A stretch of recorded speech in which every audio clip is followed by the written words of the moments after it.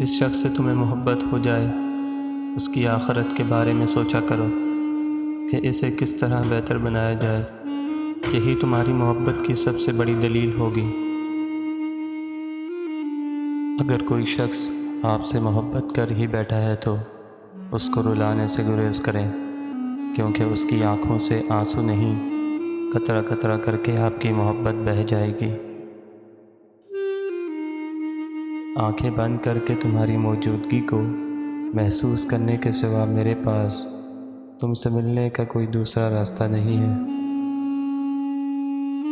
زندگی میں کبھی اس انسان کو مت کھونا جو غصہ کر کے بھی پھر خود تمہارے پاس آ جائے۔ مرد اگر عورت کو روکتا ہے، ٹوکتا ہے، تو اس کا مطلب یہ نہیں کہ وہ شک کرتا ہے یا پھر اس پر اعتبار نہیں کرتا، بلکہ وہ اسے اپنی عزت سمجھتا ہے اور اس کا خیال خود سے بھی زیادہ رکھتا ہے۔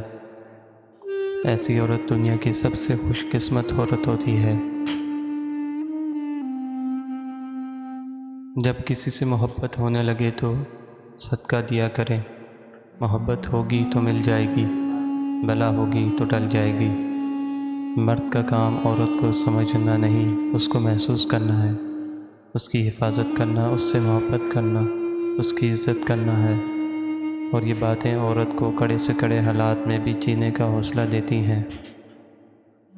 محبت کو الفاظ میں نہیں، لہجوں میں تلاش کریں۔ الفاظ تو منافقین کے بھی بہت میٹھے ہوتے ہیں۔ محبت کی پہچان مقدر سے نہیں، معیار سے ہوتی ہے۔ محبت تھوڑی ملے پر سچی ملے تو زندگی سنور جاتی ہے۔